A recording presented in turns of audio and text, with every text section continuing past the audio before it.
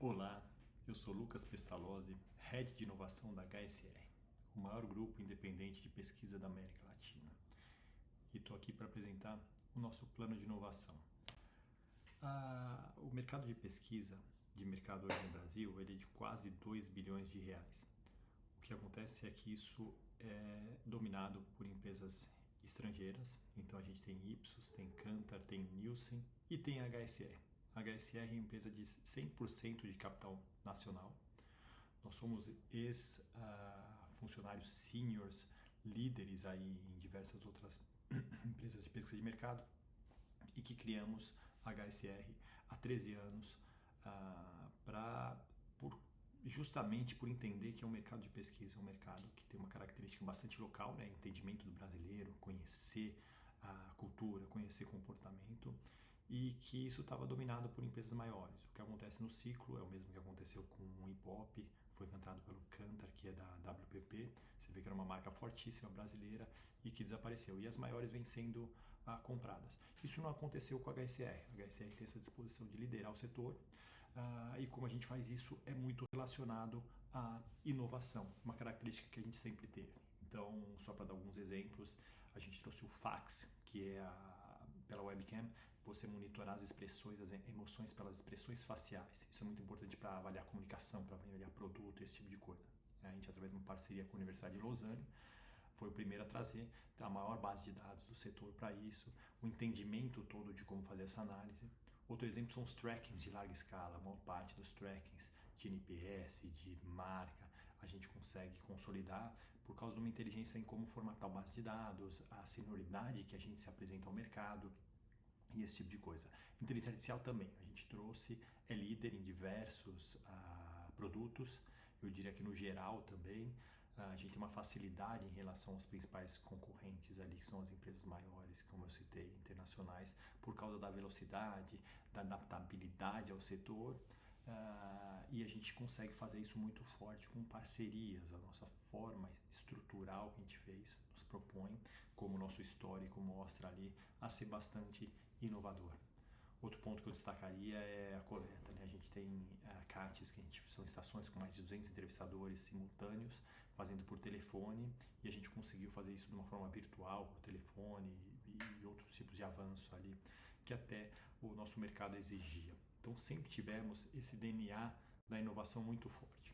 O passo que a gente está dando agora é o que a gente chama de Centro HSR Informação, que, em resumo, é através de uma integração, utilizando bastante novas tecnologias, então principalmente inteligência artificial, a gente conseguindo fazer um processo todo que vai trazer a democratização e, inclusive, um modelo escalável e exportável. Vou explicar um pouco melhor como isso funcionaria, mas a gente vai usar bases que a gente já tem, então, trazendo para a realidade da HSR, a gente vai desde a coleta, análise, até o serviço a clientes de ponto. Em geral, grandes empresas, empresas médio-grandes. É difícil uma empresa menor conseguir consumir pesquisa, seja por falta da cultura e seja pelos valores. Esse projeto aqui, ele ajuda bastante nisso, como eu vou citar lá mais para frente. O que ele consiste? 3 módulos principais e os módulos são integráveis depois. Então isso vai dar uma força ainda maior, porque existe sinergia entre os módulos, mas é importante trabalhar em módulos até para ir avançando com ele ao longo dos 3 anos de desenvolvimento previstos. Então imagina o seguinte, a gente começando pela coleta, que é como a informação vai ser tratada ali para a pesquisa, a gente tem que a gente chama um painel. O painel é onde os respondentes ficam, antes a gente buscava na rua, ainda buscamos, né? A gente faz intercept, esse tipo de coisa, mas grande parte das pesquisas hoje é online. E aí ela é feita através de um painel que é todo calibrado para manter representatividade, para não ter viés, então faz toda essa questão técnica. Vamos lá, já temos esse painel conosco, sou um proprietário desse painel com uma HSR. Só que a questão é o seguinte, dá para melhorar bastante ele em termos de produtividade e outras questões com o uso da IA. Eu vou entrar no detalhe disso, mas imagina então que a gente vai fazer uma melhora toda nessa parte do painel, do acesso a ele, a qualidade da informação que vem. Num segundo módulo, a gente vai estar trabalhando com o que a gente chama dos surveys, ou seja, os questionários. Imagina o SurveyMonkey, esses questionários, o Google Forms, esses questionários que faz. A gente obviamente já tem um questionário mais robusto E só para dar um exemplo, a gente consegue usar a inteligência artificial explorando. Então, imagina que eu peço uma pergunta de 0 a 10, o quanto você está satisfeito com uma operadora de telecom, por exemplo, e depois o porquê. Eu tenho uma inteligência artificial explorando. Aí você fala, porque tem muito problema. Mas qual tipo de problema você se refere? Então você vai transformando aquilo numa entrevista quase em semi-profundidade ali, o que é riquíssimo do ponto de vista de informação e de uso para a indústria. Isso é o que a gente chama da plataforma inteligente, eu vou dar detalhes de como a gente vai mexer. E um terceiro módulo que é a análise. É o que a gente chama do Hugo, ele vem com uma carga analítica, então a pesquisa já foi coletada, eu tenho lá um banco de dados com essa informação e aí ele vem fazendo diversas leituras ali. Imagine uma empresa, só para dar o exemplo que eu falei da democratização, imagine uma empresa pequena que você passa agora não precisar entender todo o pesquisês de mercado para fazer o questionário, você conversa com ele, que seria o módulo 2, o nosso survey. Ele vai na base e coleta as entrevistas, que é o módulo 1 do nosso, e ele faz análise, de forma que o dono do restaurante ele só precisa fazer, eu não entendi por que minhas vendas estão caindo, como é que está a experiência dos meus clientes. Pronto, ele já faz o questionário com pesquisa de satisfação, ele faz a coleta e lá para frente ele já faz uma análise baseada na dor, não baseada numa questão técnica específica ali. Então isso fecha, tudo isso de uma forma que evidentemente é muito escalável, e que a gente consiga democratizar até para atender menores empresas e todo tipo de coisa. Vou falar de cada um dos módulos brevemente, mas para dar uma estruturada e uma ideia do que eles são, mas também sem nos cansar com o assunto. O módulo 1 que eu falei do painel, então o que acontece? A gente usa um painel que a gente já tem e faz, por exemplo, a questão dados do perfil. Hoje, quando você vai responder uma pesquisa, você vai responder gênero, por exemplo, idade, diversas vezes. Toda pesquisa você vai responder isso de novo. Não precisa. A gente usando agora uma inteligência maior e numa base do painel, eu posso fazer com que esse dado já vá junto com a informação. Então, você respondeu uma vez, você não vai precisar responder de novo. O que isso faz? Dá muita qualidade na informação final, porque eu não canso o respondente. Eu trato informações prioritárias ali, então eu posso abordar muito mais motivos, hábitos e outro tipo de coisa do que esse sociodemográfico que a gente já tem e que o respondente não tem prazer nenhum, evidentemente, em estar respondendo. Só para dar um exemplo, é claro que tem muitos outros avanços ali. O valor disso, a média costuma ser de R$15, R$20. As pesquisas variam muito porque depende da taxa de incidência. Mas vai dar um faturamento aí por volta, em 2028, em 35 milhões, sendo internacionalizável, principalmente a expansão à América Latina, mas para o mundo inteiro. E de novo trazendo uma questão de democratização muito forte. Os principais competidores que hoje teria ali são os painéis, então NetQuest, Luna, Wise, MindMiners, todos esses, qual que é a grande questão deles? A baixa personalização, não tem quase nada de interação com o IA e difícil, porque eles trabalham muito mais com uma commodity, é difícil por esse layer acima, a concentração ali em perfis urbanos digitalizáveis e um modelo de volume de respostas, que é o que eu falei como comoditizado. Então o nosso painel ele tem muito potencial para inovar e para conseguir ter uma competitividade muito grande no mercado. O módulo 2 que eu comentei é aquela nossa parte de survey, ou seja, de questionário. Ali a ideia é ter o seguinte, que o briefing possa ser uma linguagem natural, ou seja, lembra que eu comentei do dono de restaurante, ele não precisa falar, eu quero uma pesquisa, mas eu quero que o perfil, o filtro, tudo que é coisa técnica de pesquisa, que ele não vai ter tanto domínio. Mas se ele falar, eu queria entender se a experiência dos meus clientes está melhorando ou não, já se sugere um questionário nessa linha. Por que não faz uma pesquisa assim, vamos abordar tais áreas, e aí tem esse conversacional, gera o questionário já vem como um link onde ele aplica, ou muitas vezes integrado à plataforma dele. Com isso a gente ganha escala, ganha democratização e todo esse tipo de coisa. Para ter uma expectativa de faturamento aí em 2028 por volta de 15 milhões. Por quê? Até porque a ideia é que o valor seja baixo para que a gente democratize bastante. E um público-alvo em PME. O que a gente tem de competidores em relação a isso? A gente tem SurveyMonkey, Typeforms, Qualtrics, que é bastante pesado ali, Google Forms, de novo uma MindMiners, OpinionBox, que são painéis que tem um pouco dessa survey.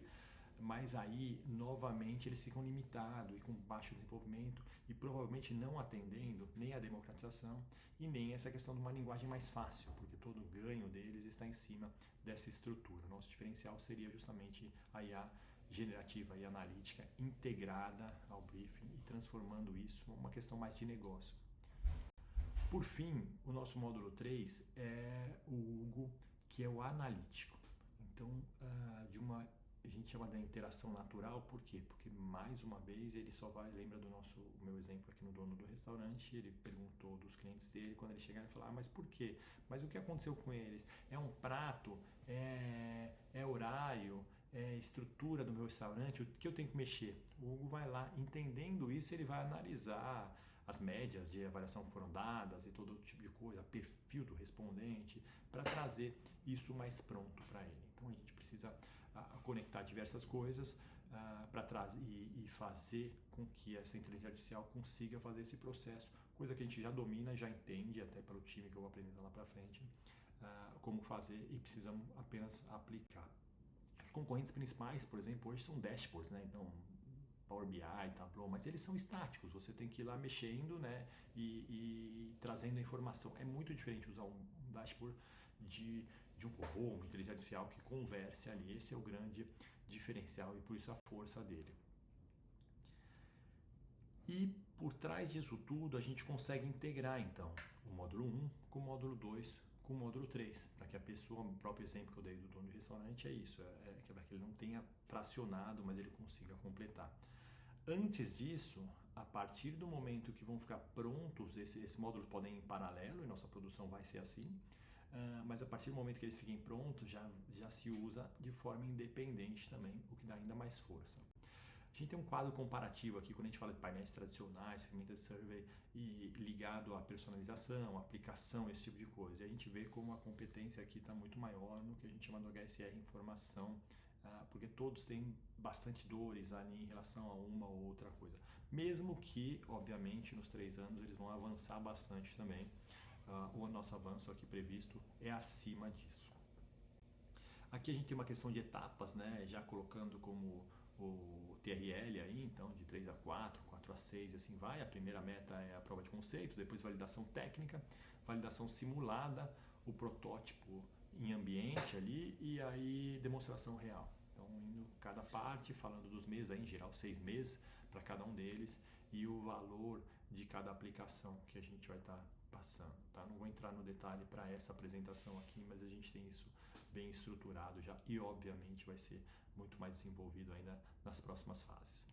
A parte que eu mais me orgulho é da questão da equipe. Até pelo histórico da HSR, que é esse de agregador, de trabalhar especialistas, né? O HSR é Holding Specialist Researchers, esse S eu acho que é o segredo de tudo, que é o especialista. Então, até por acreditar nesse especialista, a gente consegue trazer pessoas brilhantes aí para estar trabalhando com a gente. A ideia aqui é desde parceria com instituições acadêmicas, então preferencialmente aqui a ISPM tem uma visão de mercado e vários profissionais que eu vou colocar aqui, eles são da ISPM inclusive, e ela tem uma visão que junta acadêmico com o mercado. Isso é muito importante para o nosso, porque você vê que a competição é grande, então a gente tem que estar sempre com uma coisa muito aplicável, usar todo o conhecimento e a base acadêmica e de uma forma muito aplicável. A gente tem pesquisadores e a gente usa também a formação, então com bolsa doutorado ali, para estar fortalecendo ainda mais esse time. A gente precisa de gente em IA, obviamente, comportamento, muito baseado em IA, então comportamental, generativa, a questão de análise de dados, bancos de dados, é claro que a gente tem isso bastante em casa já, mas de qualquer jeito esses nossos especialistas aí engrandecem cada uma das partes. Se a gente for pensar em engenharia e desenvolvimento, vou citar alguns nomes, só, mas a gente tem o Michel, que trabalha na HSR, muita integração, muito back-end, conhece muito bem o modelo de pesquisa, então como atuar em pesquisa. Ele, por exemplo, com o Eric, que é mais estratégico, mais fora de pesquisa ali, já criou várias empresas, mora em Portugal hoje, muito forte nessa área de IA, combina as duas coisas, a pesquisa com o que tem fora de pesquisa, e com isso a gente não fica com nenhum gap, nenhum ponto cego. Eu posso agregar ele muito em produto, na questão de UX, tem reforços previstos ali, então, de pesquisadores. Do lado da pesquisa de gestão estratégica, o Eric, que eu citei, o Pastore, o professor Pastore, fortíssimo, fortíssimo em IA, fortíssimo em varejo, assim como a Valéria. Ele é doutor da ESPM.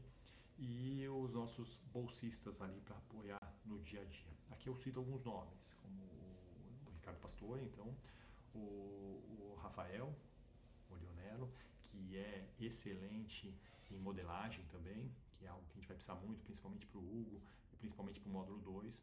O Jair Pisani, que é um cientista de dados excelente, um dos melhores que tem em pesquisa de mercado aqui da HSR e também com skill muito forte em desenvolvimento, então que trabalha conosco desde HART, que é o reconhecimento facial que eu comentei, e várias outras soluções.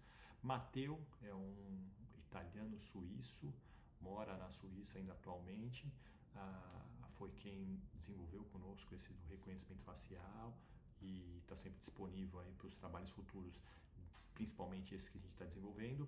Eric fundou uma série de grandes empresas aí, tudo baseado em dado, muito forte, conhece muito de tecnologias novas, então é um apoio essencial para a gente.